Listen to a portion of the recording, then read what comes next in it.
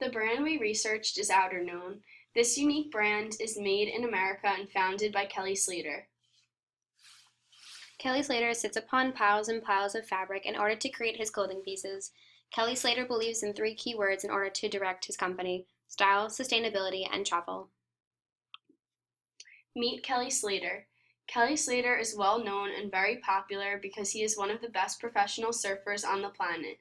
He is an all-time world champion surfer. Currently, Kelly is 43 years old and lives an interesting life because he is always traveling and chasing waves in places such as Florida, Hawaii, Australia, and California. Luckily, Slater was fortunate enough to have Outerknown be a part of Kering. Kering is a successful large fashion corporation that owns Volcom, Puma, Gucci, Alexander McQueen, and Stella McCartney. Outerknown's design team is headed by John Moore, who was named one of GQ's best menswear designer in America. Quiksilver was Slater's sponsor for 23 years.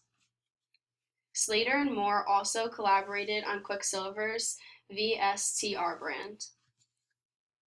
So, what is inside Outerknown? It's clear now just how challenging it is for any brand to put sustainability at the forefront of their business, and I'm proud that we're one of the few taking the lead. So Kelly Slater stays behind what he believes in. He's looking to incorporate his three key words into everything that he does for his company. We found Outerknown's business model interesting. Style, sustainability, and travel are the three key words to describe this brand. Sustainability is a key factor and selling point for Outerknown. This brand is a more sophisticated, fashionable version of the three big surf brands: Billabong, Quiksilver, and Rip Curl. Outerknown can be described as a surf-inspired menswear label that displays bright colors, bold patterns, and overt logos. John Moore said, "We're surfers that grew up with surf brands, but the key is we grew up." So what is inside Outerknown? Acclaimed menswear designer John Moore has partnered with Kelly to create a contemporary menswear brand of what's being designed through a surfer's lens. We're surfers who grew up with a surf brand, but we grew up out of logos, and we want to wear clothing that's made better, fits better, and looks better. So Kelly Slater and John Moore wanted to create this business in order to create something that the world hasn't seen before. In order to do so, they combined things that they knew and things that they wanted to do. All Outerknown's products are sustainable and eco-friendly. For example, t-shirts are made from organic cotton and board shorts are made from recycled nylon. These quality products are why the line's products are more pricey. I created Outerknown to smash the formula, to lift the lid on the traditional supply chain and prove that you could actually produce great-looking menswear in a sustainable way.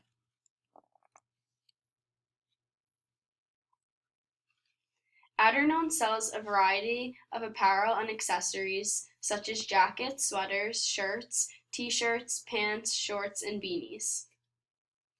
Here are examples of price points. This jacket is $225, the sweater is $365, the button down is $165, the t-shirt is $98, these sweatpants are $185, and the board shorts are $125.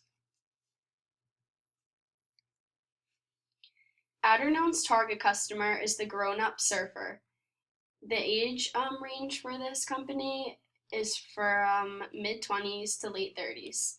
This male customer enjoys warm vacations, traveling, and a laid-back lifestyle. They want to look stylish but enjoy comfort. Sustainable fashion lines that serve as competition for Outerknown are Mod Avante, Be Good, Flint and Tinder, and the Maid Collection. Billabong and O'Neill can be considered competition as well, although Outerknown is a different type of surf brand. When researching competition, I realized there's nothing quite like Outerknown that involves surfwear and sustainability, which definitely sets this brand apart, making it unique and desirable. Outerknown is sold in the U.S., in Texas, California, Florida, Colorado, and Hawaii, as well as in the United Kingdom, France, Japan, and Australia. Outerknown's online website is also very popular. Social media is a huge free way for advertising this brand, especially because Kelly Slater is so famous, acquiring 1.2 million Instagram followers and 466,000 Twitter followers. So one of Outerlook's major selling points of the company is whether or not they can create a sustainable line that is also saving the environment and using the least amount of wasted products as possible. So as seen in the picture above, there's netting that is pinned against the wall and is used as material. This is better than the use of regular material because it is better for the environment. So I would see that the style is an outdoorsy traveler look with simpler pieces, but everything is impeccably made and stitched and created as one of a kind. The prices are higher due to the eco-friendly materials. So as a third key point of Kelly Slater's company, he uses the fact that he was a surfer and he took many pictures to serve as inspiration for his clothing pieces. So looking in the world for Outerknown for inspiration, through many of the adventures that his company has gone through, they're in search of something new to add to their company. So they go in search of new materials and new inspirations to add to their current collections. So here's an example of one of the products that is used in Outerknown. So as a mega trend for Outerknown, it's known for their ability to create sustainable yet stylish clothing for men. Everything is designed from netting or animal fur or any sustainable material so it's less harmful to the environment. So this is considered a mega trend because there's been a large push in the fashion industry for more sustainable and eco-friendly designs in the last couple of years in order to help the environment. So what is Outerknown doing? So for their collection, a lot of their clothing is constructed in the way that it's being more sustainable. And here's an example of the limited supply collection because like the clothing is made more comfortable and it's close fitting to the body, and each piece is uniquely created in the way that there are different characteristics than what's being currently sold in stores. So here's another example of a limited supply collection. There are only 6 pieces in this collection, and for the shirts and sweatshirts that are created, there are only 60 units per style that is created, and for the shorts and sweatpants, there are 150 units, and once these certain number of units are sold out, they will not go back into circulation. And here is the last part of the limited supply collection. There's a pair of weekender sweatshorts that are created in a way where it's more comfortable for the wearer to wear, and it's more stylish than the average pair of shorts that are being worn. So what is currently trending in Outerknown is a lot of darker and deeper colors, like dark blues and greens, as well as red, and as well as neutrals like black, gray, and white. Okay, so in both women's wear and men's wear, the trends that we have seen most on the runways are suedes, Victorian era influences, knits, netting, lightweight denim, and blown out plaids.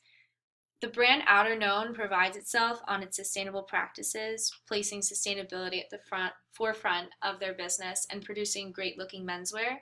You don't need to choose between environment and well-made clothing when it comes to this brand. So keeping that in mind and staying updated with the current events, art, and mood of the public, I was able to apply certain forecasts to what we will most likely be seeing the brand do next. The brand has a very simplistic forefront along with its sustainability, so adding new and exciting pieces to his collections would be a good way to expand. So the first forecast consists of homegrown influences and earthbound ties. It has organic textures, magnified approaches to looking at things like plant life and cellular structures.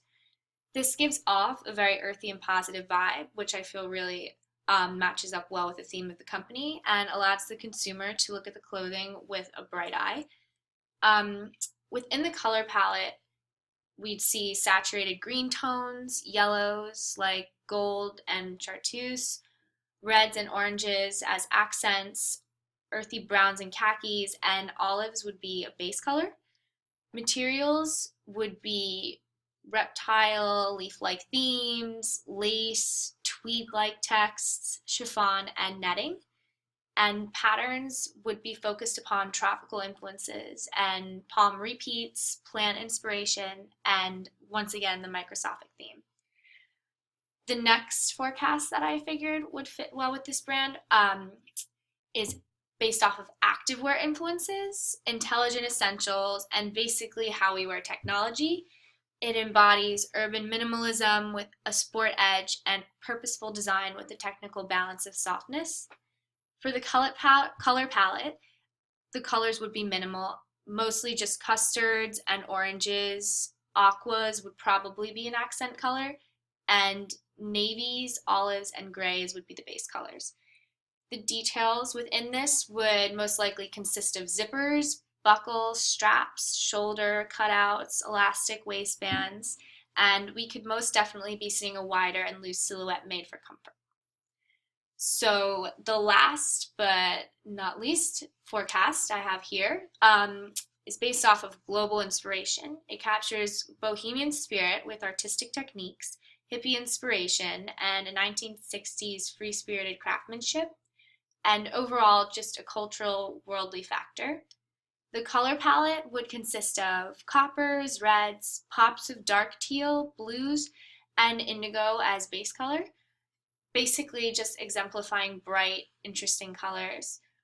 Materials would consist of tweeds, handloom knits, collage effects, leather, and crochet patchwork. Details would most likely just consist of trimming details and embroideries. And the silhouette would be oversized and boxy with a wide in appearance or look. Examples of this would be wide-legged pants and just overall a rectangular silhouette. So moving on to how we can expand the brand. We can expand it in a lot of different ways. The way the business could grow would be producing lines that are based off of their clothing. Although they have accessories in a section, it consists of only beanies. What I propose is that the business could expand with one of the many options or pathways they could take would be an eyewear line, a handbag line. A handbag line, although it's strictly menswear, we could broaden that with making briefcases, backpacks, and or duffels. We could do a footwear, technology. We could make phone cases, computer cases, all sticking to that sustainable theme, which would make it more appealing. Surfing gear, along with broadening the accessories section, maybe adding a few belts, scarves, and gloves. Although they would resemble other brands such as Patagonia and North Face, if we were to expand everything as far as this brand would differ from them in many ways and bring a big difference to the fact that they have their forefront of sustainability, and the business would pose a huge threat to others due to the fact that it is promoting a better made, uniquely styled, and an innovative alternative. And last but not least, a few ideas I had in mind. Although we are trying to avoid the classic surf names within this brand, there could be a separate section or a special line in which we could design to fit surfers' needs and maybe add on to the already successful swimwear section with wetsuits and rash guards. With Kelly Slater's reputation, surfers would be very drawn to any specific products he has created. He could also open up the business to children's clothing. This would be risky because not a lot of lines are specifically made to focus on young boys in general, and this line is basically focused on menswear. So most brands for younger boys are generally unisex. Children's have influence over billions of dollars in spending each year, and youth also shape the buying patterns of their families. Experts also estimate that 2 through 14-year-olds sway over $500 billion a year in household products alone. So thus to influence the youth is to influence the whole family.